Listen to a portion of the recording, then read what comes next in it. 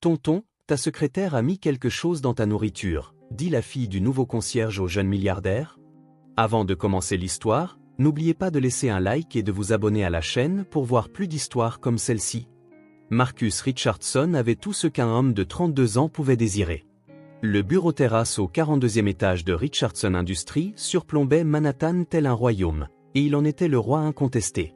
Une fortune nette de 3 milliards de dollars, une entreprise bâtie à partir de la petite société de construction de son grand-père, transformée en un empire immobilier qui façonnait les horizons de toute l'Amérique.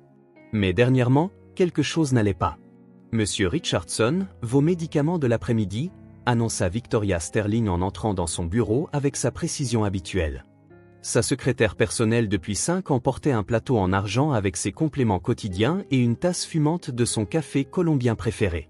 Marcus se massa les tempes, luttant contre une nouvelle vague de vertige. Les maux de tête avaient commencé il y a 3 mois, accompagnés de périodes de confusion qui le laissaient douter de ses propres décisions. Son médecin avait diagnostiqué un surmenage, lui avait prescrit plus de vitamines, plus de repos, mais le repos n'existait pas dans son monde. Merci, Victoria. Il attrapa les pilules, remarquant comment ses doigts manucurés s'attardèrent sur le bord du plateau. Quelque chose dans son sourire semblait différent aujourd'hui, presque satisfait. Tonton Marcus. La petite voix résonna depuis le couloir, suivie de pas rapides. Emma, 4 ans, fit irruption dans le bureau, ses boucles brunes rebondissant alors qu'elle courait droit vers son bureau. Derrière elle, Maria Santos apparut, le visage rouge de gêne. « Je suis tellement désolée, monsieur Richardson. Elle m'a échappé pendant que je nettoyais la salle de conférence », s'excusa Maria, sa voix portant un léger accent portoricain. Elle travaillait comme superviseur du nettoyage de nuit depuis seulement 2 semaines, but sa fille Emma avait déjà charmé la moitié du personnel avec son rire contagieux. « Ce n'est rien qu'il Maria. Vraiment. » Marcus se surprit à sourire sincèrement pour la première fois de la journée. Emma avait grimpé sur sa chaise et examinait sa collection de stylos avec une concentration sérieuse. « Tonton. Tonton. » Emma tira sur sa manche, ses grands yeux bruns soudainement graves. Elle jeta un coup d'œil à Victoria, puis murmura de cette voix forte qu'ont les enfants quand ils croient garder un secret. « Tonton, ta secrétaire a mis quelque chose de mauvais dans ton café. » « Je l'ai vu. » Le bureau devint silencieux. Le visage de Victoria resta parfaitement composé, mais Marcus perçut quelque chose. Un éclair sombre dans ses yeux avant que son masque professionnel ne revienne. Les enfants ont une imagination si débordante, n'est-ce pas? Mais Emma secoua vigoureusement la tête. Non, j'ai vu. Elle a mis de la poudre blanche d'une petite bouteille quand tu ne regardais pas. Maman dit que la poudre blanche dans les boissons, c'est pas bon pour les gens. Le visage de Maria devint blême. Emma, on ne dit pas des choses comme ça sûr? Quand as-tu vu ça, ma chérie? L'interrompit Marcus, sa voix douce mais son esprit s'emballant. Les vertiges, la confusion, les pertes de mémoire qui s'aggravaient de semaine en semaine. Tous les jours, quand tu ne regardes pas, dit Emma d'un ton neutre. Elle cache la bouteille dans son bureau. Maman, dis-lui la règle de la poudre blanche. Victoria s'avança, sa voix mielleuse mais avec une dureté que Marcus n'avait jamais remarquée. Monsieur Richardson, vous ne croyez tout de même pas? Quel genre de bouteille, Emma? Demanda Marcus, son cœur commençant à battre la chamade. Emma leva ses petits doigts, montrant un petit espace. Grande comme ça, comme les bouteilles de médicaments de maman, mais elle la cache quand les gens arrivent. Marcus regarda Victoria Sterling.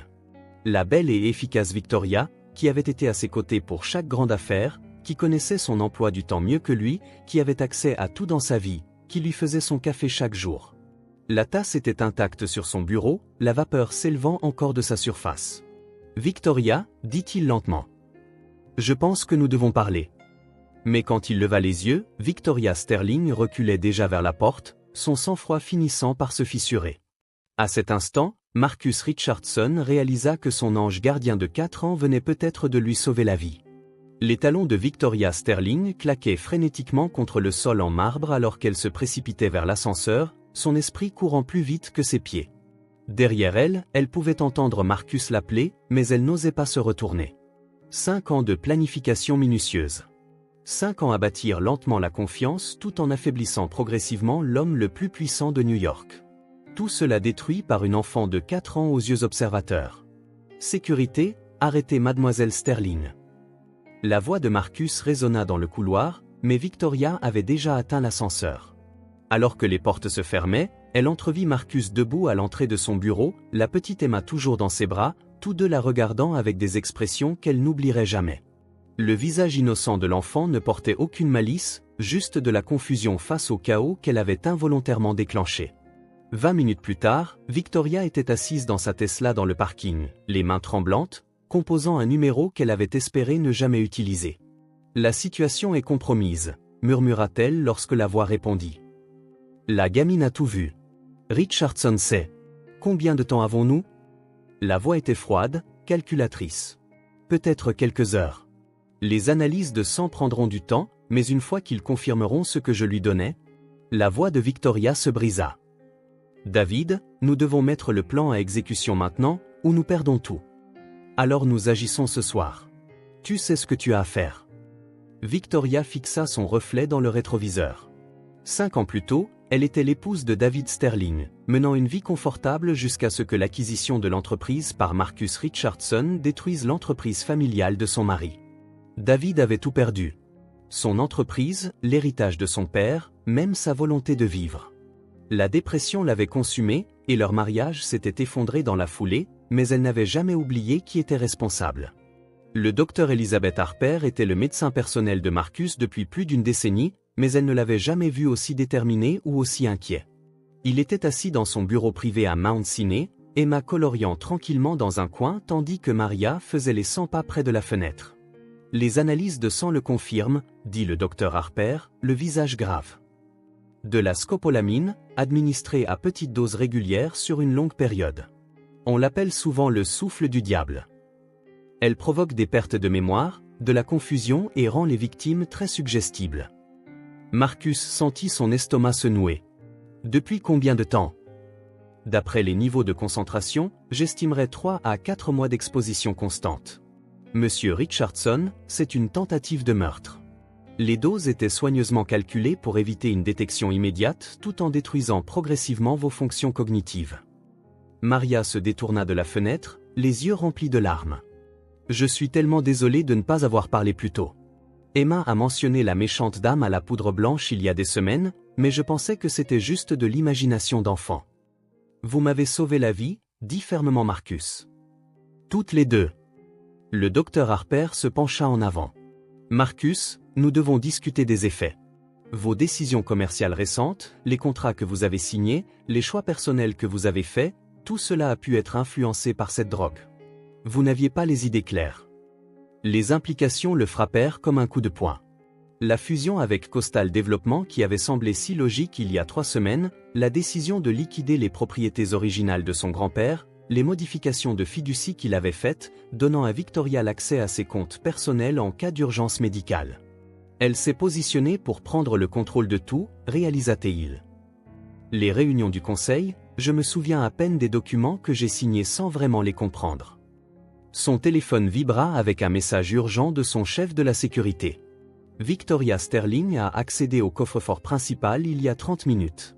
Elle a pris des documents liés à la structure de propriété de Richardson Industries. Maria Alta. Qu'est-ce que ça veut dire? Marcus était déjà debout, la mâchoire serrée de détermination. Ça veut dire qu'elle n'a pas fini. Et moi non plus. L'enquêteur privé de Marcus, James Morrison, étala les dossiers sur la table de conférence comme les pièces d'un puzzle complexe. Maria était assise à côté de Marcus, Emma dormant paisiblement sur un canapé voisin. Il était plus de minuit, mais aucun d'eux ne pouvait se reposer avant d'avoir compris toute l'étendue de la tromperie de Victoria. Victoria Sterling, nom de jeune fille Victoria Walsh, mariée à David Sterling en 2018, commença Morrison. C'est ici que ça devient intéressant. David Sterling était le propriétaire de Sterling Construction, une entreprise familiale de 3e génération. Marcus sentit un frisson de reconnaissance. Sterling Construction. Nous les avons rachetés il y a 4 ans. Pas rachetés, corrigea Morrison. Détruits. Votre entreprise a identifié leurs faiblesses lors d'une guerre d'enchères pour le projet Hudson Yard. Sterling Construction s'était surendetté en matériaux et lorsque Richardson Industries a sous-coté leur offre de 20%, ils n'ont pas pu se relever. Les photographies montraient une entreprise de construction autrefois florissante réduite à la faillite. Le père de David Sterling, un homme de 70 ans, debout devant l'entreprise familiale qu'il avait bâtie pendant 5 décennies, des larmes coulant sur son visage alors que des pancartes de saisie étaient affichées. David Sterling a fait une dépression nerveuse complète, poursuivit Morrison. Dépression, tentative de suicide, divorce. Victoria a accusé Richardson Industries d'avoir détruit sa famille. La main de Maria trouva le bras de Marcus. Elle planifiait ça depuis des années. Il y a plus, dit sombrement Morrison. David Sterling s'est suicidé il y a 18 mois.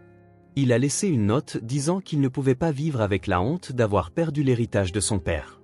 Victoria a assisté seule aux funérailles. Marcus fixa les photographies, voyant l'histoire de David Sterling sous un nouveau jour. Un homme fier qui avait hérité du rêve américain de son père, pour le voir s'effondrer parce que Marcus avait vu une opportunité et l'avait saisie. La culpabilité le frappa comme un poids physique. « Je me souviens de ce projet maintenant », murmura Marcus. Nous savions qu'ils étaient vulnérables. Mes conseillers disaient que c'était juste des affaires, que quelqu'un les ferait tomber tôt ou tard. Je n'ai jamais pensé aux gens derrière l'entreprise. Marcus, dit doucement Maria. Ce que Victoria a fait est mal, mais j'ai d'abord détruit sa vie, termina-t-il. Je n'en avais peut-être pas l'intention personnellement, mais le résultat a été le même. Morrison se racla la gorge. Monsieur, il y a encore une chose. Selon nos informations, Victoria n'a pas travaillé seule. David Sterling avait un frère, Michael, qui finançait cette opération. C'est un chimiste pharmaceutique, et c'est lui qui fournissait la scopolamine. Où sont-ils maintenant? Inconnus. Mais ils ont des copies de tous les documents dont ils ont besoin pour contester votre propriété de Richardson Industries. Avec votre état cognitif compromis au cours des derniers mois, toutes les décisions que vous avez prises pourraient être légalement contestées. Marcus regarda son ange endormi, la petite Emma, qu'il avait sauvée par son observation innocente, puis Maria, dont le courage avait donné aux paroles d'Emma le poids qu'elle méritait. Il avait bâti un empire en étant impitoyable, en voyant des opportunités et en les saisissant sans se soucier du coût humain. Il était peut-être temps de construire quelque chose de différent. La salle du conseil d'administration de Richardson Industries n'avait jamais accueilli de réunion à 3 heures du matin, mais aux grands mots, les grands remèdes. Marcus était assis en bout de la table en acajou, flanqué de ses conseillers les plus fiables et de son équipe juridique. Maria restait à proximité avec Emma, devenue la mascotte non officielle de cette crise bizarre. La situation est compliquée, expliqua l'avocat principal, Richard Wang. Victoria Sterling a des documents suggérant que vous étiez mentalement compromis lors de plusieurs décisions commerciales majeures. Si elle peut prouver une déficience cognitive due à l'empoisonnement, elle pourrait faire valoir que les contrats signés pendant cette période sont nuls, y compris les modifications de la fiducie. La directrice financière, Sarah Chen, ajouta sombrement, elle a actuellement un accès légal à 70% de vos actifs liquides en vertu de la clause d'urgence médicale que vous avez signée il y a 6 semaines. Marcus sentit la rage familière monter, mais elle était différente maintenant, plus nette, plus ciblée. Quelle est notre meilleure défense? L'enfant, dit Wang en désignant Emma. Son témoignage, combiné aux preuves médicales d'empoisonnement délibéré, crée un cas clair de conspiration criminelle. La question est de savoir si nous pouvons le prouver avant qu'il ne liquide vos actifs accessibles. Emma leva les yeux de son livre de coloriage. On parle encore de la méchante dame? Oui, ma chérie, dit doucement Maria. On essaie de s'assurer qu'elle ne peut plus faire de mal à personne. Elle n'était pas seule, dit Emma d'un ton neutre. Il y avait un homme qui venait la voir parfois. Il avait le même nez qu'elle. La pièce devint silencieuse. Morrison se pencha en avant. Emma, peux-tu nous en dire plus sur cet homme? Il était triste, comme maman parfois. Et il lui apportait les bouteilles de poudre blanche. Je l'ai vu dans le parking quand maman nettoyait les voitures. Michael Sterling, confirma Morrison. Nous devons les retrouver tous les deux. Le téléphone de Marcus sonna. L'identifiant de l'appelant affichait le numéro de Victoria. Contre l'avis de son avocat, il répondit en mode haut-parleur. Marcus. La voix de Victoria était calme, presque paisible. J'imagine que tu es très occupé ce soir. Victoria, ce que tu as fait est criminel. Rends-toi et nous pourrons trouver un arrangement. Son rire fut amer. Un arrangement? Comme vous avez trouvé un arrangement avec la famille de mon mari? Comme vous avez trouvé un arrangement quand vous avez détruit tout ce que 3 générations de Sterling avaient bâti? Je sais ce qui est arrivé à David. Je suis désolé pour ta perte, mais... Désolé? Sa voix devint tranchante. Tu es désolé? Sais-tu ce que c'est que de voir quelqu'un que tu aimes perdre la volonté de vivre? De voir un homme fier réduit à néant parce que tu voulais une autre propriété de prestige? Marcus regarda Maria, voyant la douleur dans ses yeux. Elle comprenait la perte, comprenait ce que signifiait lutter pour subvenir aux besoins d'un enfant. Victoria, que veux-tu? Justice. Dans 12 heures, j'aurai transféré suffisamment d'actifs pour financer une fondation au nom de David. Une qui aide les petites entreprises à survivre face aux prédateurs corporatifs comme toi. Considère ça comme une leçon d'empathie très coûteuse. La communication fut coupée. Emma tira sur la manche de Marcus. Tonton Marcus, pourquoi la dame triste est-elle si en colère? Comment expliquer le capitalisme sauvage à une enfant de 4 ans? Comment justifier un empire bâti sur les ruines de rêves familiaux? Parfois, Emma, les adultes font des erreurs qui blessent d'autres personnes. Et parfois, les personnes blessées veulent blesser en retour. Mais blesser en retour ne fait pas disparaître la première blessure, dit Emma avec une sagesse surprenante. Maman me l'a appris. Les yeux de Maria s'emplirent de larmes en réalisant que sa fille venait de résumer toute la tragédie en une seule observation innocente. Le soleil se levait sur Manhattan lorsque Marcus reçut l'appel qui changea tout. La voix de Morrison était urgente, haletante. On les a trouvés. Mais Marcus, tu dois entendre ça. Qu'y a-t-il? Victoria n'essaie pas de voler ton argent. Elle essaie de le donner. Marcus sentit le monde basculer sous ses pieds. Que veux-tu dire? Nous avons tracé les transferts. Chaque centime auquel elle a accédé va à la Fondation mémoriale David Sterling, une œuvre de bienfaisance légitime qu'elle a créée pour aider les petites entreprises déplacées par des acquisitions d'entreprises. Elle ne garde pas un sou. Maria leva les yeux de l'endroit où elle aidait Emma avec son petit déjeuner. Ce n'est pas une voleuse. Morrison poursuivit, et il y a plus. Michael Sterling, le frère de David, il ne l'aide pas par vengeance. Il est mourant. Cancer en phase terminale. Il voulait voir la mémoire de son frère honorée avant de partir. Où sont-ils? Le vieil entrepôt de Sterling Construction dans le Queens. Celui que votre entreprise a saisi. Elle y vit depuis la mort de David, essayant de trouver comment réparer les choses. Marcus fixa la ville que sa famille avait contribué à construire, la voyant avec des yeux différents. 3 générations de Richardson avaient créé cet empire en étant plus fort, plus rapide, plus impitoyable que la concurrence. Mais quel était le coût réel de ce succès? Emma grimpa sur ses genoux, ses petites mains encadrant son visage. Tonton Marcus, es-tu triste comme la dame maintenant? Un peu, ma chérie. Maman dit que quand les gens sont tristes, on devrait essayer de les aider à se sentir mieux. Peut-être que la dame triste a juste besoin d'un ami. Les yeux de Maria croisèrent les siens par-dessus la tête d'Emma. Il y vit quelque chose qu'il n'avait jamais connu auparavant. Pas de l'admiration pour sa richesse ou son pouvoir, mais de la compassion pour l'homme derrière l'empire. Elle l'avait vu au plus vulnérable, quand il avait le plus besoin d'aide, et elle était restée. Maria, dit-il doucement, que ferais-tu si tu étais moi? Elle resta silencieuse un long moment, réfléchissant. Ma grand-mère disait toujours que les personnes les plus fortes ne sont pas celles qui ne tombent jamais. Ce sont celles qui savent comment aider les autres à se relever. Marcus regarda son reflet dans la fenêtre de la salle de conférence. Il pouvait voir des voitures de police encercler l'entrepôt Sterling. Il pouvait mettre fin à tout cela avec Victoria et Michael menottés. Il pouvait récupérer ses actifs, porter plainte et retourner aux affaires comme d'habitude. Ou il pouvait faire quelque chose que son grand-père n'aurait jamais compris. Morrison, dit-il, annule l'intervention de la police. Je vais dans le Queens. Monsieur, ce n'est pas conseillé. Je ne vais pas l'arrêter, dit Marcus, se levant avec Emma toujours dans ses bras. Je vais l'aider. La pièce éclata en protestation de la part de son équipe juridique, mais Marcus se dirigeait déjà vers la porte. Maria se mit à ses côtés, sa main trouvant celle qu'il avait de libre. On va aider la dame triste? Demanda Emma avec espoir. Oui, ma chérie. Nous allons essayer de réparer les choses. Alors qu'ils quittaient Richardson Industries ensemble, le milliardaire, l'agente d'entretien et la petite fille qui les avait tous sauvés, Marcus réalisa que pour la première fois de sa vie, Il était sur le point de construire quelque chose qui ne pouvait pas se mesurer en dollars ou en parts de marché. Il était sur le point de construire la rédemption. L'entrepôt de Sterling Construction se dressait comme un monument aux rêves brisés dans la zone industrielle du Queens. Sa peinture bleue délavée s'écaillait sur les murs de briques usées et les fenêtres brisées ressemblaient à des yeux vides.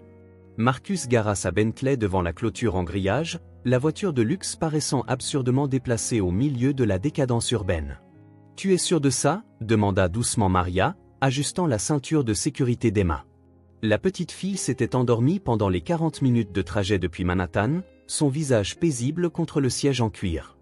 Marcus fixa le bâtiment qui avait autrefois abrité 3 générations de fierté de la famille Sterling. « Non, mais ça ne m'a jamais arrêté avant. » Ils franchirent le portail rouillé, Emma maintenant réveillée et tenant leurs 2 mains. L'air matinal portait l'odeur de la rouille industrielle et autre chose, du café frais et le faible arôme de produits de nettoyage. Quelqu'un vivait définitivement ici. « Bonjour », cria Marcus en s'approchant de l'entrée principale.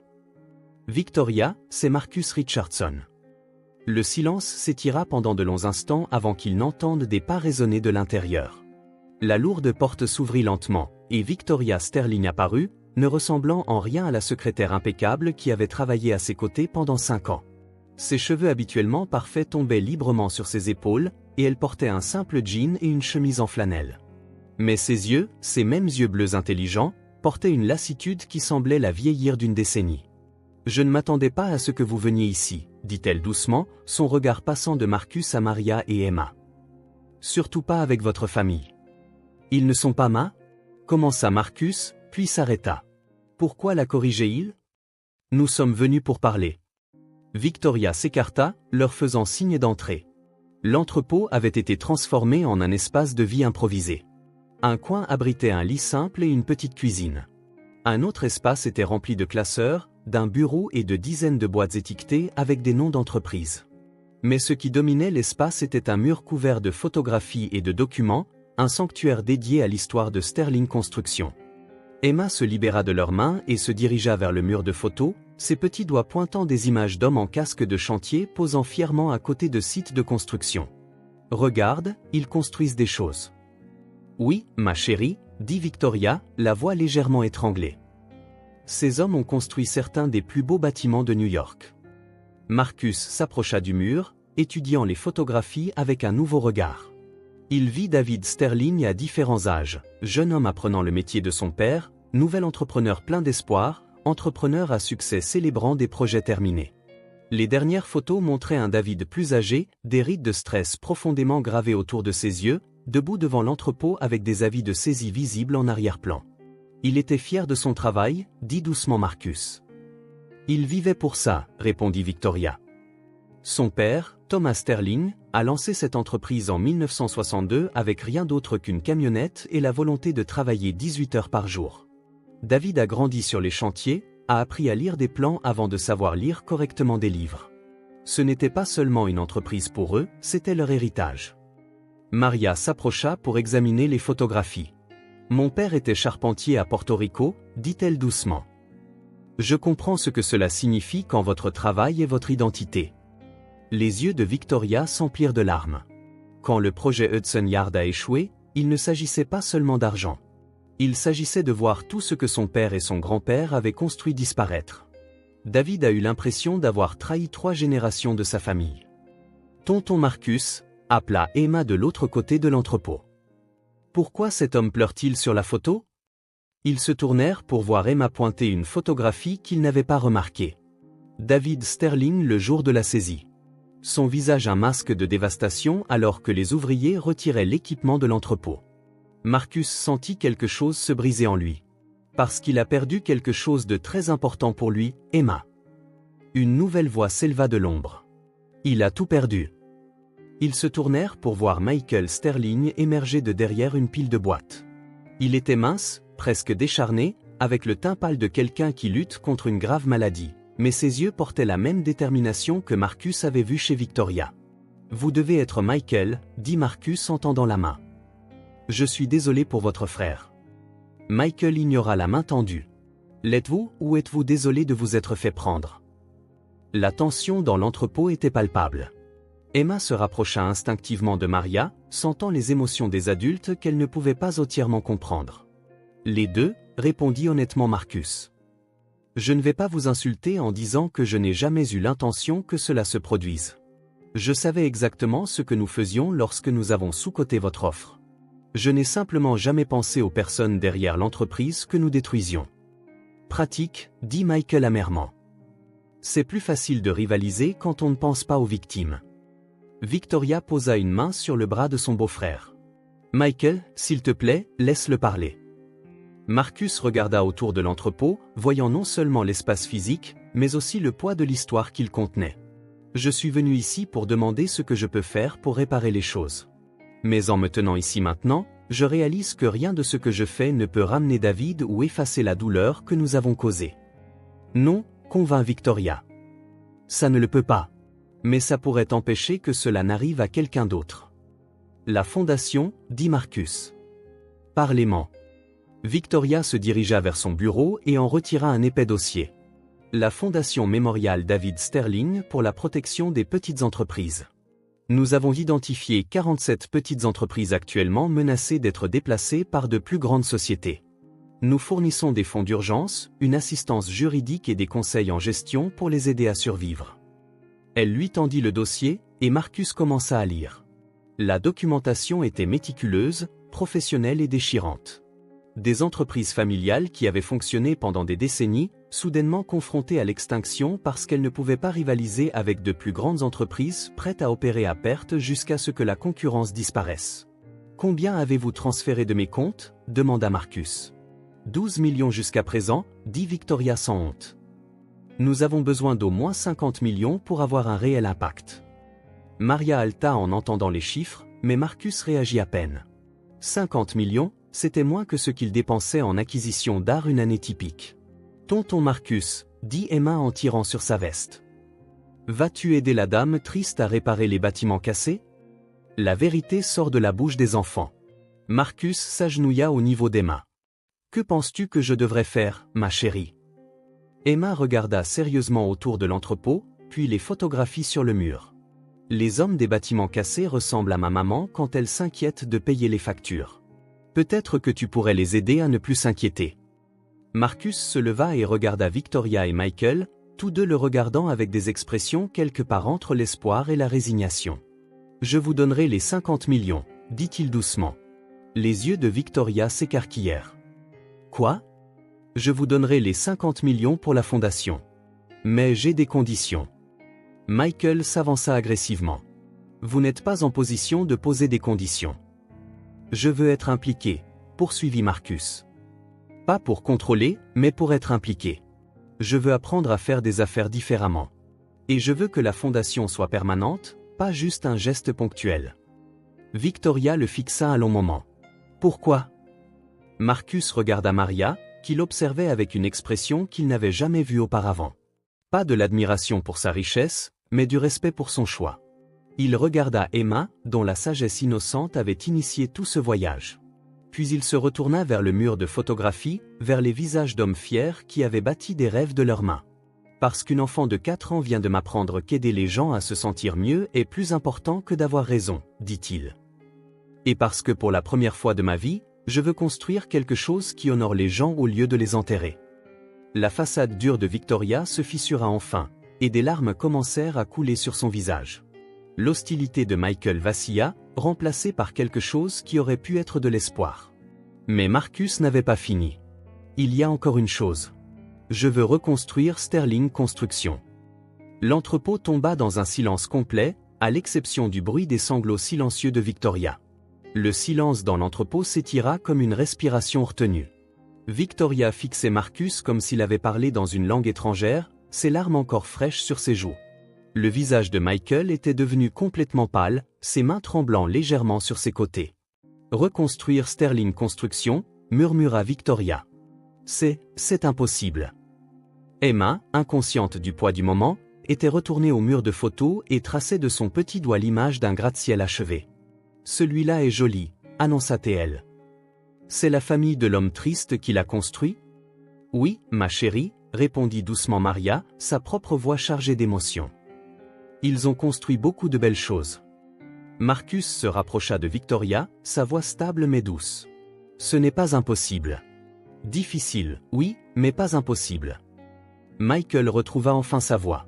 Pourquoi voudriez-vous reconstruire l'entreprise que vous avez détruite? Parce que la destruction est facile, répondit Marcus, regardant autour de l'entrepôt qui était devenu à la fois une tombe et un sanctuaire. N'importe quel imbécile avec assez d'argent peut démolir quelque chose. Mais la création, construire quelque chose qui dure, quelque chose qui emploie des gens et donne de l'espoir aux familles, ça demande un vrai talent. Victoria secoua la tête, luttant toujours pour assimiler ses paroles. Marcus, vous ne comprenez pas. Il ne s'agit pas seulement d'argent. Le nom Sterling dans la construction, c'est fini. Après ce qui s'est passé, personne ne nous confierait ses projets. Il ferait confiance à Richardson Industries, dit doucement Marcus. Et Richardson Industries s'associerait avec Sterling Construction. Maria s'avança, la main d'Emma dans la sienne. Monsieur Richardson, pardonnez-moi de vous demander, mais est-ce vraiment ce que vous voulez, ou est-ce la culpabilité qui parle?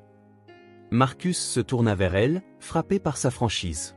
Dans la lumière du petit matin filtrant à travers les fenêtres de l'entrepôt, Maria semblait différente, plus forte, plus confiante que l'agente d'entretien nerveuse qui s'était excusée pour l'interruption de sa fille quelques heures plus tôt. Les deux, Terry. Je suis coupable d'avoir détruit des vies sans penser aux conséquences. Mais je reconnais aussi quelque chose de précieux quand je le vois. Il désigna le mur de photos. Regardez le savoir-faire de ces bâtiments. Regardez la fierté sur le visage de ces hommes. Ce n'est pas quelque chose que l'on peut acheter ou fabriquer. C'est un héritage. Michael se mit à tousser, un son rauque qui semblait venir du plus profond de sa poitrine. Victoria se précipita à ses côtés, le soutenant alors que la quinte de tout se calmait. Le cancer s'aggrave, expliqua-t-elle à Marcus. Il n'a plus beaucoup de temps. Alors nous n'avons pas de temps à perdre, dit fermement Marcus. Michael, qu'aurait voulu David? Que le travail de sa famille reste enterré ou qu'il renaisse. Michael s'essuya la bouche avec un mouchoir, sa respiration laborieuse. David aurait voulu? Il s'arrêta, rassemblant ses forces. Il aurait voulu que le nom Sterling signifie à nouveau quelque chose. Emma tira sur la manche de Victoria. Mademoiselle Victoria, pourquoi ne souriez-vous sur aucune de ces photos? Victoria s'agenouilla au niveau d'Emma. Parce que j'ai été très triste pendant très longtemps, ma petite. Mais tonton Marcus veut t'aider à arranger les choses maintenant, dit Emma avec la logique simple de l'enfance. Peut-être que tu pourras sourire à nouveau quand les choses seront arrangées. Les yeux de Victoria croisèrent ceux de Marcus par-dessus la tête d'Emma. Il faudrait que ce soit fait correctement. Pas de raccourcis, pas d'exploitation des travailleurs, pas de sous-cotation de concurrents honnêtes. D'accord, dit Marcus sans hésitation. Et la fondation reste entièrement financée et indépendante. Bien sûr. Michael se releva péniblement, la mâchoire serrée de détermination malgré sa faiblesse évidente. Et je veux être impliqué. Le temps qu'il me reste, je veux le passer à voir l'entreprise de mon frère revivre. Marcus hocha la tête. Nous aurons besoin de votre expertise. De toute notre expertise. Maria avait observé l'échange en silence. Mais maintenant, elle prit la parole. Et les gens qui travaillaient pour Sterling Construction? Ceux qui ont perdu leur emploi quand l'entreprise a fermé? Le visage de Victoria s'illumina pour la première fois. Thomas Brennan, notre ancien contremaître. Sarah Martinez, notre meilleur chef de projet. La plupart d'entre eux n'ont jamais retrouvé un travail à la hauteur de leurs compétences. Ils luttent depuis des années. Alors ils seront nos premiers appels, dit Marcus. Nous reconstruirons Sterling Construction avec les gens de Sterling. Emma frappa dans ses mains. On va construire de jolis bâtiments comme sur les photos? Oui, ma chérie, dit Marcus, se surprenant de la chaleur de sa propre voix. Nous allons construire de belles choses. Il regarda le groupe. Victoria, le visage baigné de larmes commençant à montrer de l'espoir. Michael, luttant contre sa maladie pour voir l'héritage de sa famille restauré. Maria, le regardant avec quelque chose qui aurait pu être de l'admiration. Et Emma, dont l'observation innocente avait déclenché toute cette transformation. Il y a juste une dernière chose, ajouta Marcus. J'aimerais que Maria envisage de se joindre à nous également. Les yeux de Maria s'écarquillèrent. Moi? Mais je ne suis que... Vous n'êtes pas que quoi que ce soit, l'interrompit Marcus. Vous êtes la personne qui a élevé une fille assez sage pour me sauver la vie. Vous êtes quelqu'un qui comprend ce que signifie travailler dur pour sa famille. Nous aurons besoin de gens de confiance. Emma rebondit avec excitation. Maman, on peut t'aider à construire de jolis bâtiments. Pour la première fois depuis son entrée dans l'entrepôt, Victoria Sterling sourit. Un vrai sourire. Bienvenue chez Sterling Construction, Emma, notre plus jeune consultante. Alors que la lumière du matin continuait d'inonder l'entrepôt, Marcus Richardson réalisa qu'il était sur le point de se lancer dans le projet le plus difficile de sa vie. Et pour la première fois, le défi n'avait rien à voir avec les marges bénéficiaires ou la domination du marché. Il avait tout à voir avec la rédemption. 3 semaines plus tard, l'entrepôt de Sterling Construction bourdonnait d'une activité qu'on n'y avait pas vue depuis 4 ans. Des entrepreneurs déplaçaient du matériel, des architectes étalaient des plans sur des tables nouvellement installées, et le son des marteaux résonnait dans l'espace alors qu'ils convertissaient le vieil entrepôt en un siège fonctionnel. Marcus se tenait dans ce qui allait devenir le bureau principal, regardant Maria coordonner l'installation de nouveaux ordinateurs avec la patience de quelqu'un habitué à gérer le chaos. Emma était assise à un bureau d'enfant qu'ils avaient fait apporter, coloriant sérieusement ce qu'elle appelait des plans de construction, bien qu'ils ressemblassent davantage à des arcs-en-ciel et des fleurs. Le service des permis a approuvé notre demande, annonça Victoria en entrant avec une pile de documents officiels. Sa transformation au cours des dernières semaines avait été remarquable. La femme accablée de chagrin avait été remplacée par quelqu'un qui se déplaçait avec une détermination renouvelée, les yeux brillants de possibilités. Tous ? Demanda Marcus, surpris. Les permis municipaux prenaient généralement des mois. Le sourire de Victoria était malicieux. Apparemment, quand Richardson Industries co-signe une demande, les rouages bureaucratiques tournent beaucoup plus vite. Michael émergea du bureau du fond, se déplaçant lentement mais avec détermination. Les traitements de chimiothérapie faisaient leur effet, mais il insistait pour venir tous les jours. Thomas Brennan et Sarah Martinez ont tous deux accepté nos offres. Ils commencent lundi. Et les autres ? Demanda Marcus. La plupart de l'ancienne équipe veut revenir, poursuivit Michael. Mais Marcus, ils ont peur. Ils ont besoin de savoir que ce n'est pas juste un coup de pub qui disparaîtra quand tu t'ennuieras. L'inquiétude était légitime. Marcus avait la réputation d'acquérir des entreprises, de les optimiser et de passer à autre chose. Mais en regardant Emma colorier soigneusement à l'intérieur des lignes de son dessin, il réalisa que cela semblait différent de toute autre entreprise qu'il avait jamais entreprise. « Tonton Marcus » appela Emma. « Peux-tu m'aider à épeler famille ?» Alors qu'il s'agenouillait à côté de son bureau, lui montrant les lettres, Maria s'approcha avec 2 tasses de café. « Le vrai test sera notre premier projet, dit-elle doucement. Victoria a trouvé un client potentiel, intervint Victoria, son enthousiasme évident. Le centre communautaire de Riverside dans le Bronx. Ils ont besoin d'un nouveau bâtiment après que l'ancien a été endommagé dans un incendie. Ce n'est pas prestigieux et le budget est serré, mais c'est exactement pour ça que Sterling Construction a été créé, termina Marcus. Des projets communautaires que les plus grandes entreprises ignorent parce que les marges bénéficiaires sont trop faibles. Le conseil d'administration de Richardson Industries ne comprendra pas, dit prudemment Maria. Accepter de petits projets avec des rendements minimes.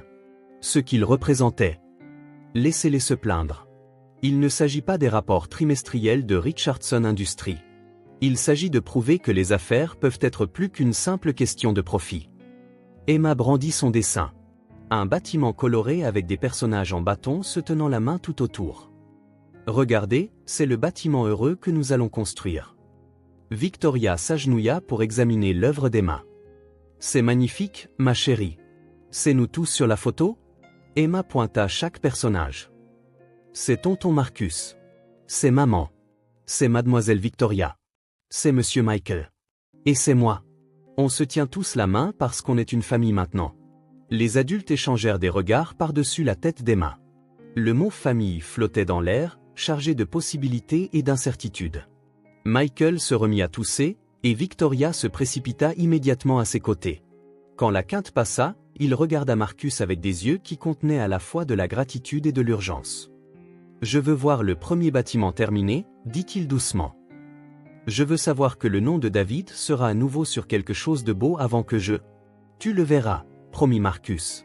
« Nous le verrons tous. » Le téléphone de Maria sonna, interrompant le moment. Son visage devint sérieux en écoutant. C'était le centre communautaire, dit-elle après avoir raccroché. Ils ont 3 autres entreprises qui soumissionnent pour le projet. Toutes avec des estimations plus basses que les nôtres. Le visage de Victoria s'assombrit. Nous ne pouvons pas rivaliser sur le prix si nous payons des salaires équitables et utilisons des matériaux de qualité. Alors nous ne rivaliserons pas sur le prix, dit fermement Marcus. Nous rivaliserons sur autre chose. Quoi ? Demanda Michael. Marcus prit le dessin d'Emma, étudiant les personnages heureux se tenant la main autour de leur bâtiment coloré. Nous rivaliserons sur l'attention. Nous leur montrerons ce que cela signifie quand une entreprise investit réellement dans la communauté au lieu de simplement prendre. Emma rebondit sur sa chaise. Allons-nous rencontrer les gens qui veulent le bâtiment heureux ? Oui, dit Marcus, surprenant tout le monde, y compris lui-même. Nous tous, demain. Victoria haussa un sourcil. Vous voulez amener une enfant de 4 ans à une présentation commerciale ? Je veux amener la personne qui nous a rappelé ce qui compte vraiment, répondit Marcus. De plus, qui de mieux pour expliquer ce qu'un centre communautaire devrait être que quelqu'un qui représente réellement la communauté ? Alors qu'il continuait à planifier la présentation du lendemain, Marcus surprit Maria en train de le regarder avec une expression qu'il ne pouvait pas tout à fait déchiffrer. Lorsque leurs regards se croisèrent, elle sourit. Pas le sourire poli d'une employée, mais quelque chose de plus chaleureux, de plus personnel. Pour la première fois de sa vie d'adulte, Marcus Richardson construisait des relations, de la confiance, et peut-être même quelque chose qui ressemblait à la famille qu'Emma avait dessinée. La vraie question était de savoir s'il serait assez fort pour la protéger lorsque les défis inévitables se présenteraient. La réunion du conseil du centre communautaire de Riverside eut lieu dans une pièce exiguë qui sentait le café et l'espoir. Marcus n'avait jamais été dans un espace où les chaises pliantes étaient plus nombreuses que les fauteuils en cuir, où le plus grand luxe était un climatiseur fonctionnel qui haletait dans le coin. Emma était assise entre Marcus et Maria, balançant ses jambes et serrant son dessin du bâtiment heureux. Victoria et Michael les flanquaient, l'air nerveux mais déterminé. De l'autre côté de la table se trouvaient 3 membres du conseil qui semblaient se battre pour la survie de leur communauté depuis des décennies. Avant de commencer, dit Madame Rodriguez, la présidente du conseil. Je dois demander, pourquoi Richardson Industries s'intéresse-t-il à notre petit projet ? Marcus commença à donner sa réponse d'entreprise préparée, mais Emma lui tira la manche. Dis-leur pour la famille, murmura-t-elle fort. La pièce devint silencieuse. Marcus regarda les visages expectatifs autour de la table, puis l'expression sérieuse d'Emma. La présentation d'entreprise sembla soudainement inadéquate. Parce qu'une très sage enfant de 4 ans m'a appris que construire quelque chose de beau est plus important que de construire quelque chose de rentable, dit-il simplement. Emma rayonna et brandit son dessin. Nous allons faire un endroit où les enfants pourront jouer et les familles pourront être heureuses ensemble. L'expression sévère de Madame Rodriguez s'adoucit en examinant l'œuvre colorée d'Emma. Et en quoi est-ce différent des autres entreprises qui se sont présentées ? Victoria se pencha en avant. Nous ne construisons pas seulement une structure. Nous reconstruisons Sterling Construction, une entreprise qui a été détruite il y a 4 ans. Ce projet représente notre engagement envers une construction axée sur la communauté. Sterling Construction ? Le membre du conseil James Walsh leva brusquement les yeux. Je me souviens de cette entreprise. Bonne réputation avant leur faillite. Michael, malgré sa fatigue évidente, parla avec passion de leur vision, des salaires équitables pour les travailleurs, des matériaux de qualité et des partenariats communautaires à long terme plutôt que des contrats uniques. Madame Rodriguez hochait la tête lorsque le téléphone de Marcus vibra avec un message urgent, puis un autre et un autre. Monsieur Richardson, murmura Victoria. Votre conseil d'administration convoque une réunion d'urgence en ce moment même. Le sang de Marcus se glaça. Dites-leur que je ne suis pas disponible. Ils menacent d'invoquer la clause de compétence, poursuivit-elle doucement. Quelque chose à propos d'un comportement erratique récent et de transfert de fonds non autorisés. Maria surprit l'échange. Qu'est-ce que ça veut dire ? Avant que Marcus ne puisse répondre, son téléphone sonna. Il reconnut le numéro. Richard Blackstone, président du conseil d'administration de Richardson Industries. Je dois prendre cet appel, s'excusa Marcus auprès du conseil communautaire. Ce ne sera qu'un instant. Il sortit, mais Emma l'avait suivi, sa petite main se glissant dans la sienne. Marcus, la voix de Blackstone était glaciale. Qu'est-ce que tu crois faire, bon sang? Je suis en réunion d'affaires, Richard. Est-ce que ça peut attendre? Tu as transféré 50 millions de dollars à une œuvre de charité sans l'approbation du conseil. Tu poursuis des projets de construction peu rentables qui vont plomber nos chiffres trimestriels. Et selon les dossiers médicaux que nous avons obtenus, tu as récemment été traité pour un empoisonnement par drogue qui a affecté tes fonctions cognitives. Marcus sentit le monde basculer sous ses pieds. Comment avez-vous obtenu mes dossiers médicaux? Ce n'est pas pertinent. Ce qui compte, c'est que le conseil a perdu confiance en ton leadership. Tu as deux choix. Abandonne cette absurdité de Sterling Construction et retourne à des pratiques commerciales rentables, ou nous te ferons déclarer mentalement inapte à diriger l'entreprise. Emma tira sur sa veste. Tonton Marcus, pourquoi as-tu l'air d'avoir peur? La question le frappa comme un coup de poing. Quand avait-il commencé à avoir peur de son propre conseil? Quand construire quelque chose de significatif était-il devenu une menace pour son autorité? Je n'ai pas peur, ma chérie, dit-il, sa voix se raffermissant. Je décide juste de ce qui est vraiment important. Au téléphone, il dit, Richard, j'ai fait mon choix. Richardson Industries soutiendra Sterling Construction, où vous pourrez vous trouver un nouveau PDG. Tu fais une erreur, Marcus. Nous convoquerons le conseil ce soir. Demain matin, tu seras dehors. Alors, je suppose que j'ai jusqu'à demain matin pour vous prouver que vous avez tort. Marcus raccrocha et s'agenouilla au niveau d'Emma.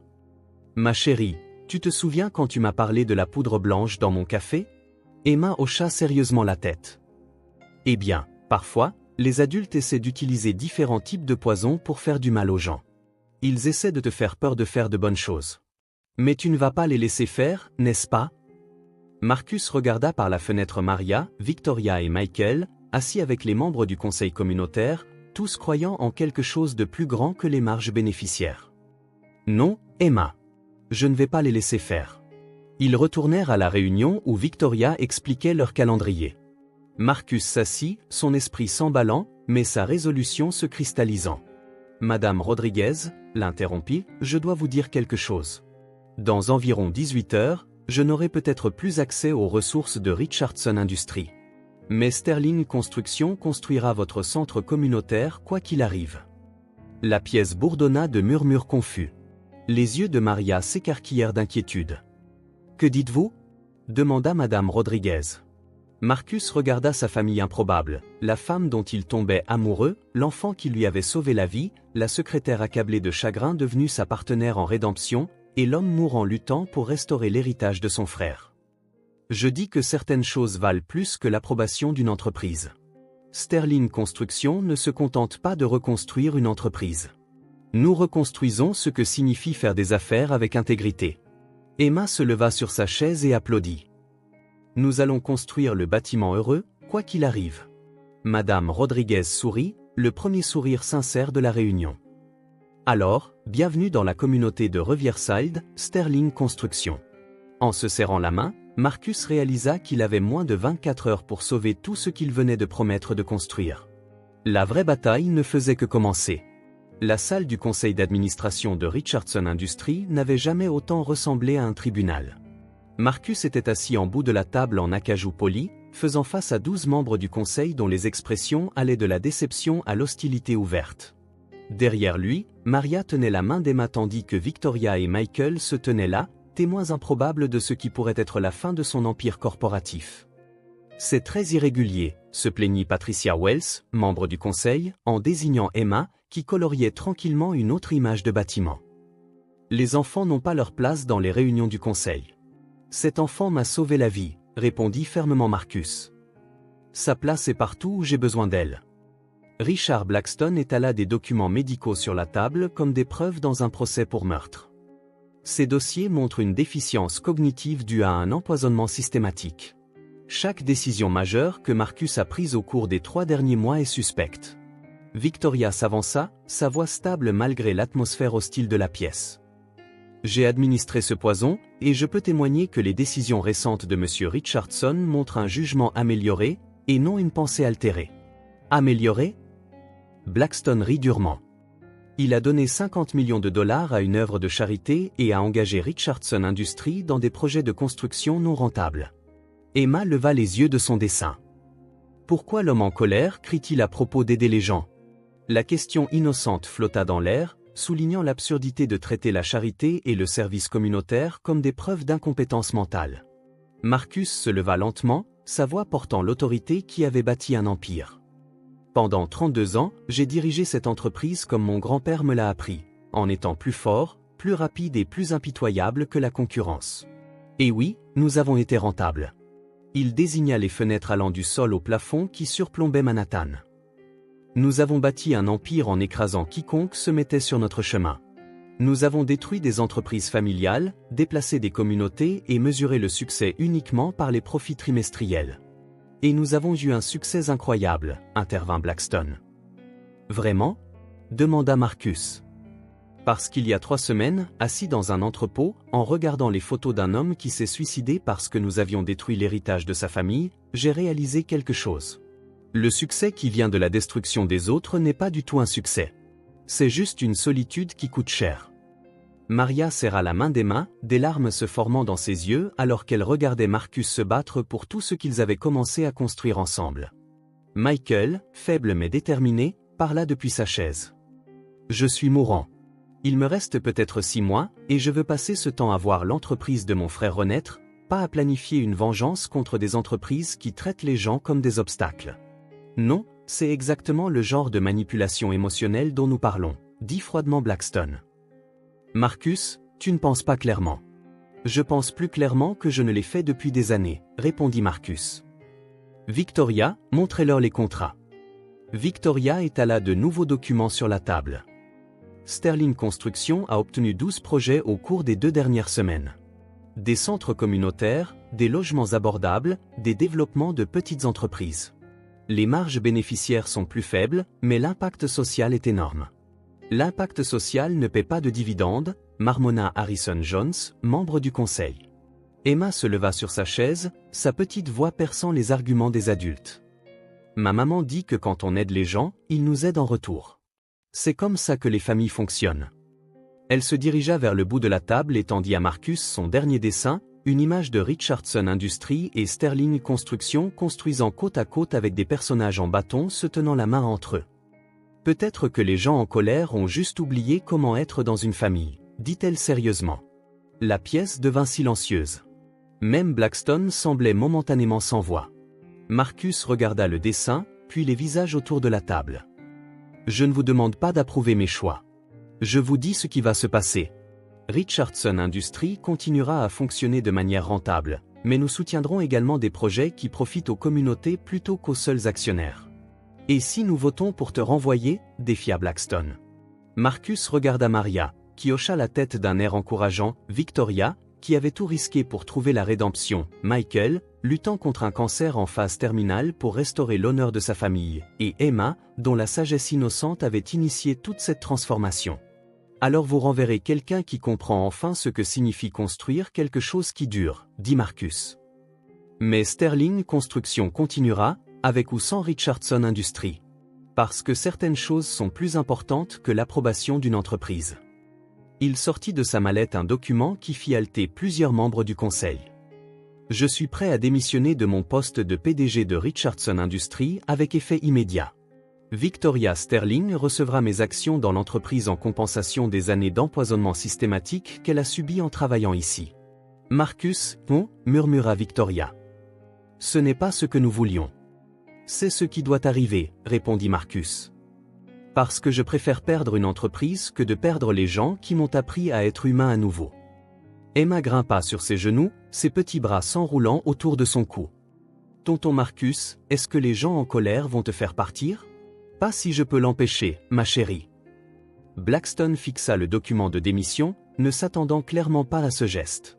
Les autres membres du conseil se tortillèrent mal à l'aise, réalisant qu'ils étaient sur le point d'hériter d'un cauchemar de relations publiques si l'on apprenait qu'ils avaient forcé un PDG à partir pour être trop charitable. Nous nous réunirons à nouveau demain matin, dit finalement Blackstone. Marcus, je te suggère de reconsidérer ce geste dramatique. Alors que les membres du conseil sortaient, laissant Marcus seul avec sa famille choisie, Emma leva les yeux vers lui avec des yeux sérieux. Tonton Marcus, demain, c'est là qu'on saura si l'amour gagne, n'est-ce pas? Marcus la serra plus fort, réalisant qu'une enfant de 4 ans venait de résumer parfaitement toute la crise. Demain, il découvrirait en effet si l'amour pouvait triompher de la cupidité. Le soleil du matin peignait l'horizon de Manhattan dans des tons d'or et de possibilités alors que Marcus se tenait dans l'entrepôt de Sterling Construction, regardant sa famille improbable se préparer pour ce qui pourrait être leur dernier jour ensemble. Emma était assise à son petit bureau, mettant soigneusement la touche finale à un nouveau dessin, tandis que Maria et Victoria examinaient des contrats avec l'intensité silencieuse de généraux planifiant une bataille finale. Michael se reposait sur une chaise voisine, sa respiration laborieuse, mais ses yeux brillants de détermination. La chimiothérapie avait affaibli son corps, mais son esprit restait intact alors qu'il regardait l'entreprise que son frère avait aimé reprendre vie. La réunion du conseil est dans 2 heures, annonça Victoria en vérifiant sa montre. Tu es sûr de ça, Marcus? Avant qu'il ne puisse répondre, Emma sauta de sa chaise et courut vers lui, brandissant son dernier chef-d'œuvre. Ce dessin était différent des autres, plus détaillé, plus intentionnel. Il montrait un grand bâtiment avec Sterling écrit en lettres soignées d'une enfant de 4 ans sur le devant, entouré de bâtiments plus petits étiquetés centres communautaires, écoles et maisons heureuses. En bas, des personnages en bâton se tenaient la main dans une longue chaîne qui enveloppait tous les bâtiments. C'est ce que nous construisons, tonton Marcus, dit-elle sérieusement. Pas seulement un bâtiment, mais tout un endroit heureux où les familles peuvent vivre, travailler et être ensemble. Marcus s'agenouilla pour étudier le dessin plus attentivement, et ce faisant, il réalisa qu'Emma avait capturé quelque chose qu'il avait eu du mal à articuler. Il ne s'agissait pas seulement de reconstruire Sterling Construction ou de sauver sa relation avec le conseil. Il s'agissait de créer un modèle sur la manière dont les entreprises pourraient servir les communautés au lieu de les exploiter. Emma, dit-il doucement. Tu as tout à fait raison. C'est exactement ce que nous construisons. Maria les rejoignit, posant une main douce sur l'épaule de Marcus. Au cours des dernières semaines, leur relation avait évolué d'employeur et employé à quelque chose qu'aucun d'eux n'avait osé nommer. Elle l'avait vu se transformer d'un prédateur corporatif impitoyable en un homme qui se souciait plus des dessins d'Emma que des rapports de profit trimestriels. Quoi qu'il arrive aujourd'hui, dit doucement Maria, tu as déjà gagné la bataille la plus importante. Que veux-tu dire? Tu es devenu le genre d'homme qu'Emma peut admirer, répondit-elle. Le genre d'homme qui construit des choses au lieu de les démolir. Leurs regards se croisèrent, et à cet instant, Marcus ressentit quelque chose qu'il n'avait jamais connu au cours de toutes ses années de succès en entreprise, un contentement total. Pas l'euphorie de conclure un accord d'1 milliard de dollars ou la satisfaction de vaincre un concurrent, mais la paix profonde et tranquille qui vient du fait de savoir que l'on est exactement là où l'on doit être. Maria, commença-t-il, puis s'arrêta, submergée par l'ampleur de ce qu'il voulait dire. Je sais, murmura-t-elle, son sourire répondant à la question qu'il n'avait pas encore trouvé le courage de poser. Victoria se racla la gorge diplomatiquement. Je déteste interrompre, mais nous avons des visiteurs. À travers les fenêtres de l'entrepôt, ils purent voir un convoi de voitures noires s'arrêter à l'extérieur. L'estomac de Marcus se noua, supposant que c'était le conseil qui arrivait en avance pour annoncer de mauvaises nouvelles. Mais alors que les portières s'ouvraient, des visages familiers émergèrent. Des visages qui firent sourire Victoria et amenèrent des larmes aux yeux de Michael. « Thomas !» cria Victoria alors qu'un homme costaud aux cheveux argentés et aux mains calleuses entrait dans l'entrepôt. « Sarah, tout le monde !» Un par un, les anciens employés de Sterling Construction entrèrent dans l'espace, leurs visages montrant un mélange d'espoir et d'incrédulité. C'étaient les hommes et les femmes qui avaient construit l'horizon de New York de leurs mains, qui avaient perdu leur gagne-pain lorsque l'entreprise avait fait faillite, qui avaient lutté pendant 4 ans pour trouver un travail à la hauteur de leurs compétences et de leur fierté.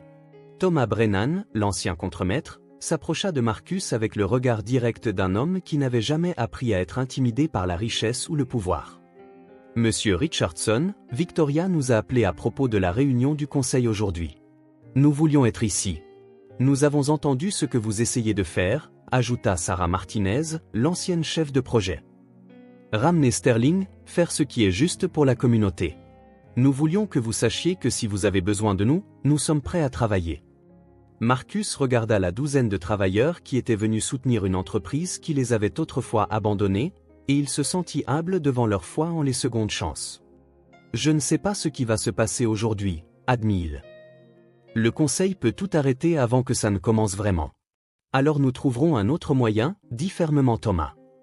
Sterling Construction n'est pas juste un nom sur un bâtiment. C'est une idée sur la façon dont la construction devrait être faite, avec fierté, avec intégrité, avec respect pour les gens qui vivent dans les bâtiments que nous créons. Emma avait écouté la conversation des adultes avec l'attention sérieuse qu'elle accordait à tout ce qui était important. Maintenant, elle tira sur la chemise de travail de Thomas pour attirer son attention. « Monsieur Thomas, allez-vous nous aider à construire les bâtiments heureux ?» Thomas s'agenouilla à son niveau, son visage buriné s'éclairant d'un doux sourire. « Si votre oncle Marcus nous accepte, petite dame, nous serions honorés de construire des bâtiments heureux avec vous. »« Bien, » dit Emma de manière décisive. « Parce que maman dit que les meilleures choses sont construites par des familles qui travaillent ensemble. » Comme si elles étaient invoquées par les paroles d'Emma sur la famille, d'autres voitures commencèrent à arriver devant l'entrepôt. Ces véhicules étaient différents. Pas le luxe d'entreprise des membres du conseil, mais les berlines et SUV modestes de gens ordinaires. Marcus regarda avec étonnement les résidents de la communauté de Riverside commencer à entrer dans l'entrepôt. Madame Rodriguez menait le groupe, portant un dossier de documents et arborant l'expression déterminée de quelqu'un qui avait passé des décennies à se battre pour son quartier. Derrière elle venaient des familles avec des enfants, des résidents âgés qui se souvenaient de l'époque où la communauté comptait plus que le profit, et de jeunes adultes qui croyaient encore en la possibilité d'un changement positif. « Monsieur Richardson, » annonça Madame Rodriguez, « nous avons entendu parler de votre réunion du conseil aujourd'hui. Nous sommes venus montrer notre soutien à Sterling Construction. Comment saviez-vous pour la réunion ?» Emma leva fièrement sa petite main. « Je leur ai dit. Quand nous avons visité hier, j'ai dit que les gens en colère pourraient essayer de nous empêcher de construire des bâtiments heureux. Madame Rodriguez a dit que la communauté devrait aider à protéger les bonnes personnes. » Marcus se sentit submergé par cette démonstration de soutien, mais aussi inquiet des implications. « Madame Rodriguez, j'apprécie cela plus que je ne peux le dire, mais les réunions du conseil d'administration ne sont pas vraiment ouvertes au public. » Elle l'interrompit avec un sourire entendu. En fait, selon le droit des sociétés de New York, lorsque les activités d'une entreprise ont un impact significatif sur une communauté, les résidents affectés ont le droit d'assister aux réunions du conseil en tant qu'observateurs. Les yeux de Victoria s'écarquillèrent. « Comment saviez-vous ça ? » « Parce que je me bats contre les intérêts des entreprises dans cette communauté depuis 25 ans, répondit Madame Rodriguez. Je connais chaque loi, chaque règlement, chaque faille qui donne aux gens ordinaires une voix dans les décisions qui affectent leur vie. Une des plus jeunes membres de la communauté, une femme nommée Carmen qui travaillait à l'école locale, s'avança. Monsieur Richardson, Sterling Construction ne nous promet pas seulement un bâtiment. Vous nous promettez de l'espoir. Vous montrez à nos enfants que les entreprises peuvent se soucier de plus que du simple profit. » Alors que de plus en plus de membres de la communauté arrivaient, l'entrepôt commença à ressembler à une réunion publique. Les enfants jouaient pendant que les adultes discutaient des délais de construction. Les résidents âgés partageaient des histoires sur l'ancienne Sterling Construction. Et les adolescents posaient des questions sur les opportunités d'emploi dans les métiers du bâtiment. Emma se déplaçait dans la foule comme une petite ambassadrice, montrant ses dessins à quiconque voulait bien regarder et expliquant sa vision de bâtiments heureux où les familles peuvent être ensemble. Marcus la regardait avec émerveillement, réalisant que son ange gardien de 4 ans était en quelque sorte devenu le centre spirituel d'un mouvement bien plus grand que ce qu'aucun d'eux n'avait imaginé. « Tonton Marcus, » dit Emma, apparaissant à ses côtés, la main serrée dans celle d'un homme âgé que Marcus ne reconnaissait pas. « Voici Monsieur Sterling.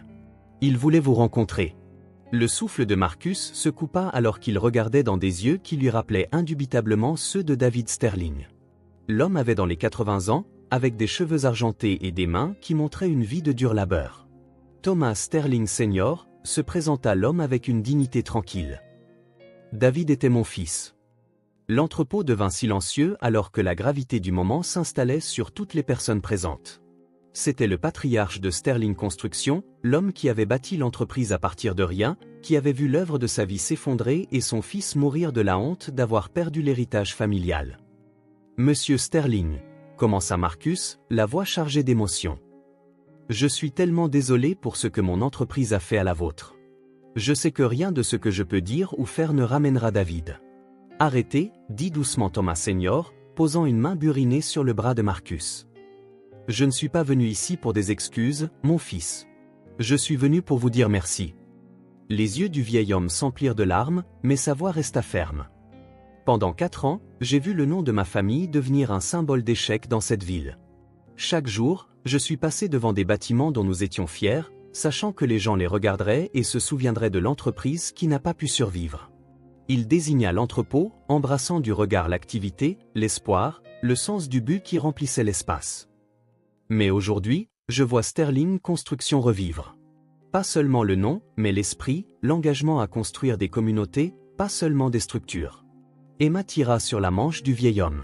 « Monsieur Sterling, êtes-vous le papa de David ? » »« Oui, ma chérie, je le suis. »« Alors vous allez être si fiers quand vous verrez les bâtiments heureux que nous ferons avec son nom dessus, » dit Emma avec une confiance absolue. « Tonton Marcus dit que nous allons construire des choses qui font sourire les gens, tout comme David le faisait. » Thomas Senior s'agenouilla avec une certaine difficulté, se mettant au niveau des yeux d'Emma. « Ma petite, tu as fait à un vieil homme le plus grand cadeau imaginable. L'espoir que le nom de son fils sera rappelé pour quelque chose de beau à nouveau. » En regardant cet échange, Marcus sentit les dernières pièces de sa transformation s'emboîter. Il ne s'agissait pas de rédemption d'entreprise ou de relations publiques. Il s'agissait d'honorer la mémoire d'un homme bon qui était mort en croyant être un échec et de s'assurer que l'héritage de sa famille représenterait le meilleur de ce que le monde des affaires américain pouvait être. Le bruit de moteurs de voitures de luxe interrompit le rassemblement dans l'entrepôt. À travers les fenêtres, ils purent voir les berlines noires familières des membres du conseil de Richardson Industries s'arrêter à l'extérieur. « Ils sont là », annonça inutilement Victoria. Marcus regarda la foule assemblée. D'anciens employés de Sterling prêts à travailler à nouveau. Des membres de la communauté se battant pour l'avenir de leur quartier. Un homme âgé espérant voir le nom de son fils racheté. Et la femme et l'enfant qui lui avaient appris ce qui comptait vraiment dans la vie. « Tu es prêt pour ça ? » demanda Maria en lui prenant la main. « Non, admit Marcus. Mais je suis prêt à faire ce qui est juste, quelles qu'en soient les conséquences. » Emma s'était positionnée de l'autre côté de Marcus, sa petite main trouvant la sienne. « Tonton Marcus, tu te souviens de ce que maman m'a appris sur les brutes ? » ?»« Qu'est-ce que c'est, ma chérie ? » ?»« Les brutes, ce sont juste des gens qui ont peur et qui ont oublié comment être gentils. Parfois, il faut être très courageux pour les aider à s'en souvenir. » Alors que les membres du conseil entraient dans l'entrepôt, leurs expressions passant de l'agacement à la confusion, puis à une alarme pure et simple face à la foule de citoyens ordinaires qui les attendaient, Marcus réalisa qu'Emma avait une fois de plus fourni la sagesse parfaite pour le moment. Richard Blackstone menait la délégation d'entreprise, son calme habituel se fissurant alors qu'il observait la scène. « Marcus, que signifie ce rassemblement ? » « Ceci, répondit Marcus, faisant un geste pour englober tout le monde dans l'entrepôt, c'est ce que Sterling Construction représente. Ce sont les gens pour qui nous construisons, avec qui nous travaillons et à qui nous rendons des comptes. C'est une affaire d'entreprise privée, protesta Patricia Wells, membre du conseil. Ces gens n'ont rien à faire. En fait, si, l'interrompit poliment mais fermement Madame Rodriguez. Les activités de Sterling Construction ont un impact direct sur notre communauté. En vertu du droit des sociétés de New York, nous avons le droit d'observer les procédures qui affectent le développement de notre quartier. Les yeux de Blackstone se plissèrent alors qu'il réalisait qu'ils avaient affaire à plus que des appels émotionnels et de la charité d'entreprise. C'était de l'activisme communautaire organisé, soutenu par une autorité légale. « Très bien, dit-il à travers ses dents serrées, mais cela ne change rien aux préoccupations du Conseil concernant la compétence et le jugement de Marcus. » Thomas Brennan s'avança, ses instincts de contremaître prenant le dessus. « Avec tout mon respect, monsieur, j'ai travaillé avec monsieur Richardson ces 3 dernières semaines. J'ai vu sa prise de décision, son attention aux détails, son engagement envers un travail de qualité. Si c'est ça, être incompétent, alors je ne comprends pas le sens du mot. Il planifie des projets avec des marges bénéficiaires minimales, argumenta Harrison Jones, membre du conseil. Ce n'est pas financièrement responsable. Minimale, mais constante, corrigea Sarah Martinez, produisant un dossier de projection financière. Le modèle économique de Sterling Construction montre une croissance stable à long terme grâce à des partenariats communautaires et des clients fidèles. Nous construisons des relations, pas seulement des bâtiments. Emma avait écouté la discussion des adultes avec une frustration croissante. Finalement, Elle marcha jusqu'au centre de l'entrepôt et grimpa sur une chaise pour que tout le monde puisse la voir. « Excusez-moi » annonça-t-elle de sa voix claire d'enfant de 4 ans. « J'ai quelque chose d'important à dire. » L'entrepôt devint silencieux, tous les yeux rivés sur la petite silhouette qui était en quelque sorte devenue le cœur de cette révolution improbable. Tonton Marcus était malade avant parce que la méchante dame mettait du poison dans son café, commença Emma, sa franchise enfantine tranchant avec les euphémismes d'entreprise. Mais maintenant, il va mieux, et il veut construire des endroits heureux pour les familles. Elle brandit son dernier dessin, le montrant aux membres du conseil. Ces gens en colère pensent que gagner de l'argent est plus important que de rendre les gens heureux. Mais ma maman m'a appris qu'on construit une vraie famille. Emma pointa directement Blackstone. Vous avez l'air d'avoir oublié comment être heureux, monsieur. Peut-être que si vous aidiez à construire quelque chose de bien, vous vous souviendriez comment sourire. Plusieurs membres de la communauté ricanèrent, et même certains membres du conseil semblèrent déconcertés par la franchise de l'enfant. Blackstone, cependant, n'était pas amusé. C'est exactement le genre de manipulation émotionnelle dont nous parlons. Utiliser un enfant pour ? Personne ne m'utilise, l'interrompit Emma avec indignation.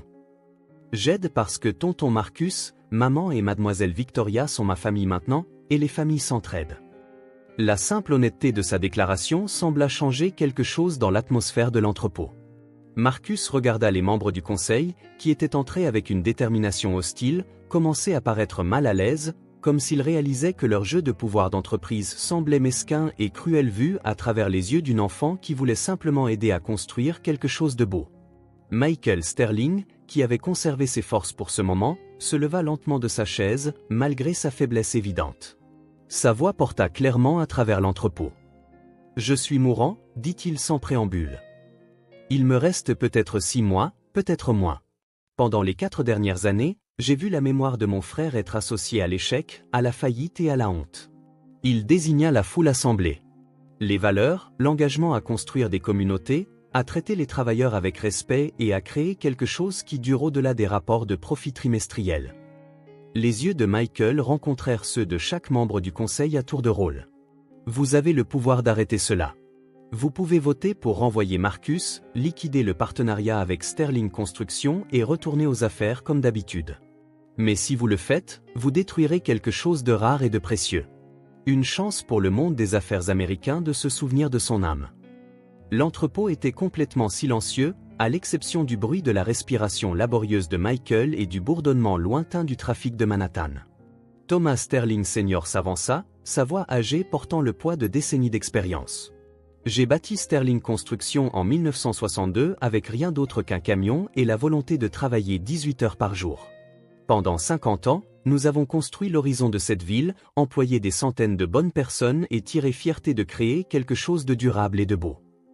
Il regarda directement Marcus. Quand mon fils est mort, j'ai pensé que le nom Sterling serait enterré avec lui. Mais ce jeune homme m'a montré que la rédemption est possible, que les entreprises peuvent choisir d'élever les gens au lieu de les écraser. Le vieil homme se tourna pour s'adresser aux membres du conseil.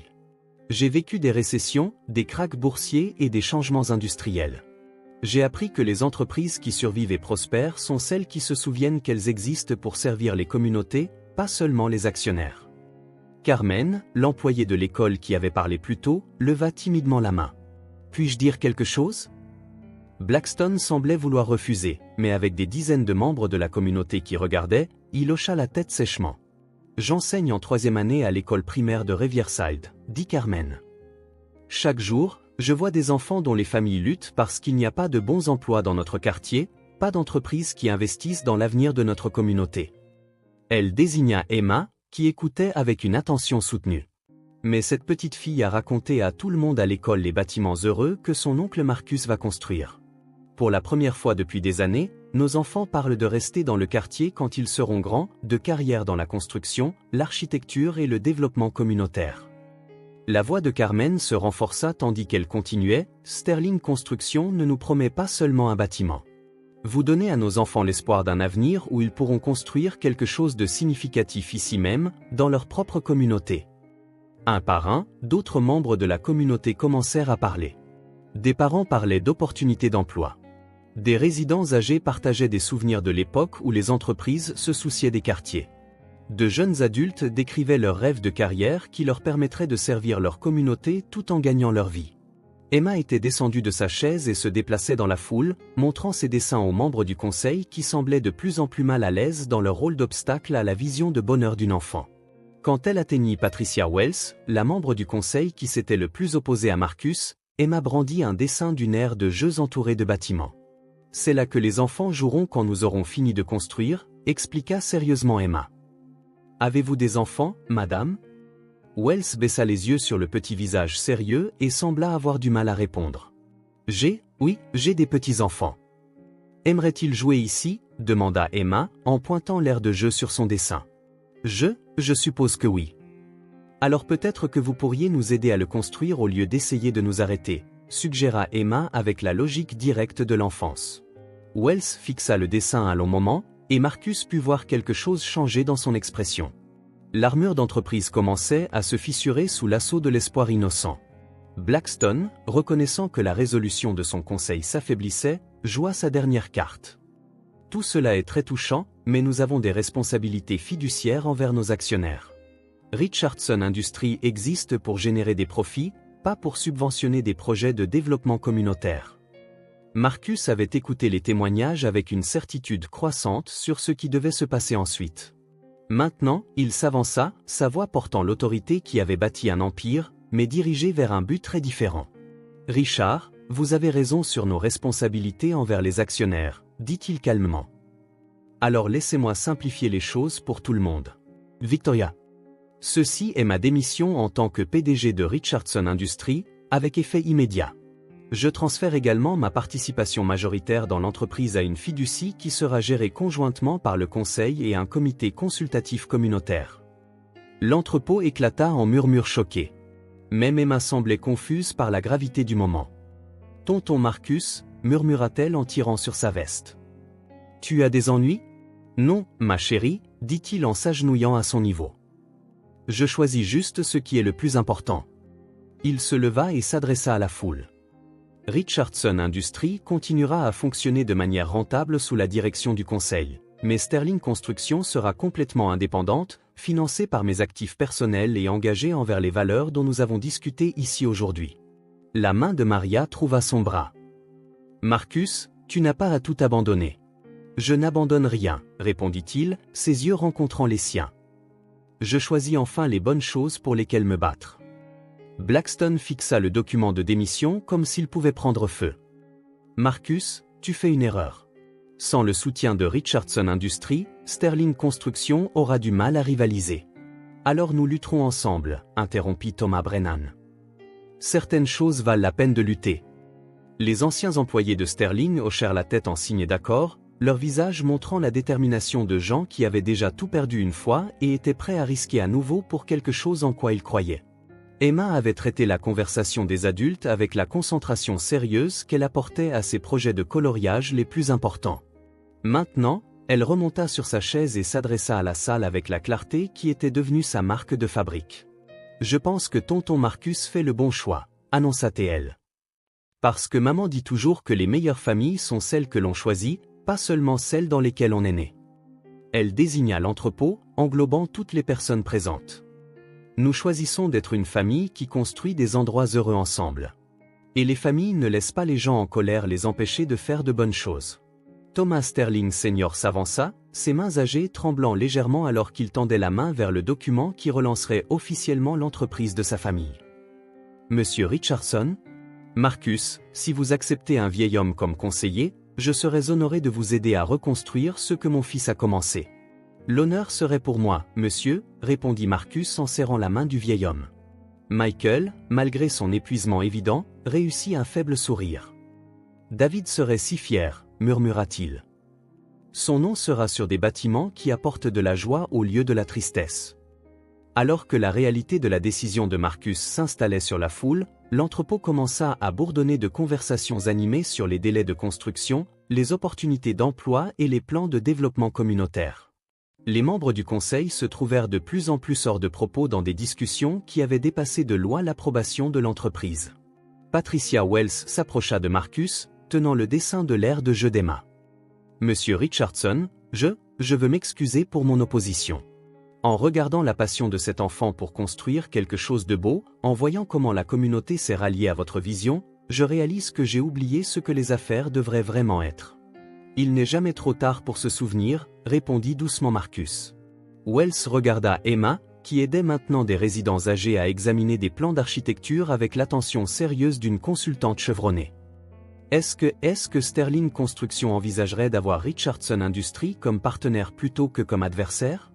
Nous pourrions fournir des ressources sans contrôler la vision. Marcus jeta un coup d'œil à Victoria, qui hocha la tête d'un air encourageant. Je pense que ça pourrait fonctionner, tant que les intérêts de la communauté restent la priorité. Alors que la réunion dans l'entrepôt commençait à se transformer en une célébration impromptue, Marcus se retrouva debout avec Maria et Emma près de la fenêtre surplombant l'horizon du Queens. La lumière de l'après-midi d'automne peignait tout dans des tons d'or et de possibilités. « Tu es sûr de ça ?» demanda doucement Maria. « Tu abandonnes plus qu'une simple entreprise. Tu tournes le dos à un mode de vie. » Marcus regarda Emma, qui expliquait avec animation ses plans de construction à quiconque voulait bien l'écouter. Il pensa aux derniers mois, l'empoisonnement qui avait failli détruire son esprit, l'enfant de 4 ans qui lui avait sauvé la vie, la découverte du coût humain de ses pratiques commerciales, et la prise de conscience progressive que tout ce qu'il avait cru important n'était en fait qu'un vide coûteux. « Je ne tourne le dos à rien, dit-il fermement. Je marche vers tout ce que je n'ai jamais su que je voulais. » Emma avait surpris leur conversation et vint les rejoindre, ses petites mains se glissant dans les leurs. « Tonton Marcus, maman, allons-nous être une vraie famille maintenant ?» Les yeux de Maria s'emplirent de larmes en regardant Marcus. Tous les sentiments inexprimés, l'approfondissement progressif de l'affection, la reconnaissance qu'ils étaient devenus essentiels au bonheur de l'autre, tout cela se rejoignit dans ce moment de la simple question d'une enfant. « Emma, dit Marcus en s'agenouillant pour pouvoir regarder leurs deux visages. Aimerais-tu que ta maman et moi nous marions et que nous devenions une vraie famille ?» Le cri de joie d'Emma put être entendu dans tout l'entrepôt, faisant s'interrompre les conversations alors que les gens se tournaient pour voir ce qui avait causé une telle joie.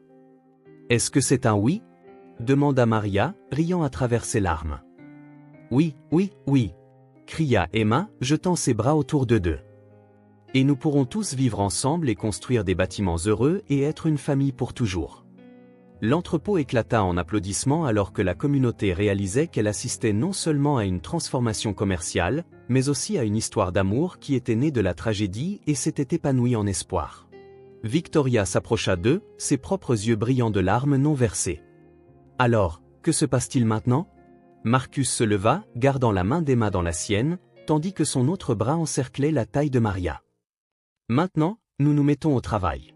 Nous avons un centre communautaire à construire, une entreprise à reconstruire et une famille à créer. » Il regarda autour de l'entrepôt, voyant non seulement le moment présent, mais aussi l'avenir qu'ils construiraient ensemble. « Et nous avons prouvé qu'Emma avait raison depuis le début. L'amour peut vraiment gagner. » Alors que la célébration se poursuivait autour d'eux, Marcus Richardson réalisa qu'il avait enfin trouvé ce que la construction de l'empire de son grand-père n'avait jamais pu lui fournir. Un sens du but qui ne venait pas de la conquête des autres, mais de leur élévation. Il avait découvert que le plus grand projet de construction de tous était de bâtir une vie remplie de sens, d'amour et du genre de bonheur simple qu'une enfant de 4 ans pouvait dessiner avec des crayons de cire sur du papier.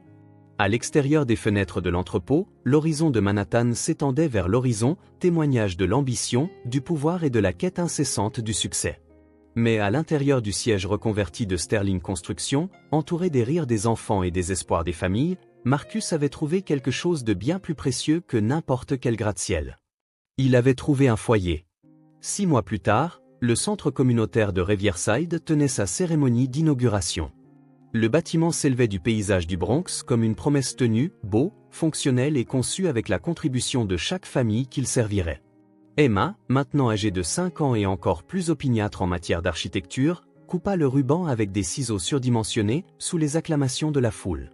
Sterling Construction avait achevé 12 projets communautaires, employé 47 personnes avec des salaires supérieurs au marché et établi une liste d'attente de quartiers espérant travailler avec eux. Richardson Industries, sous une nouvelle direction mais avec la vision réformée de Marcus, était devenu un partenaire plutôt qu'un concurrent, fournissant des ressources pour des projets qui servaient les communautés tout en maintenant des opérations rentables. Michael Sterling vécut assez longtemps pour voir les 3 premiers bâtiments achevés, le nom de son frère étant à nouveau associé à la fierté et au savoir-faire. Il mourut paisiblement dans son sommeil, entouré de photos de construction et de dessins d'enfants de projets futurs. Thomas Sterling Sr. devint le conseiller principal de Sterling Construction, ses décennies d'expérience guidant une nouvelle génération de bâtisseurs qui comprenaient que leur travail concernait plus que l'acier et le béton. Il s'agissait de créer des espaces où les familles pourraient s'épanouir. Et dans un petit appartement au-dessus des bureaux de Sterling Construction, Marcus Richardson se réveillait chaque matin au son d'Emma s'exerçant à la lecture et de Maria fredonnant en préparant un café qui ne contenait rien de plus dangereux que de l'amour et de l'espoir pour l'avenir. Parfois, tard dans la nuit, quand Emma dormait et que Maria examinait les plannings de construction du lendemain, Marcus pensait à l'homme qu'il était, le prédateur corporatif qui mesurait le succès en dollars et en défaites. Cet homme lui semblait maintenant un étranger, quelqu'un qui avait confondu gagner et vivre, qui avait bâti un empire mais n'avait jamais appris à construire un foyer. La transformation n'avait pas été facile. Il y avait encore des réunions du conseil et des pressions financières, encore des moments où la tentation de retourner à une efficacité impitoyable lui murmurait à l'oreille. Mais alors, Emma lui montrait son dernier dessin de leur famille heureuse construisant de belles choses ensemble, et Marcus se souvenait que certaines victoires valaient plus que toutes les conquêtes d'entreprises du monde. Il avait enfin appris que l'amour pouvait vraiment gagner, non pas parce qu'il était plus fort que la cupidité ou plus puissant que l'ambition, mais parce que c'était la seule chose qui rendait la victoire digne d'être atteinte.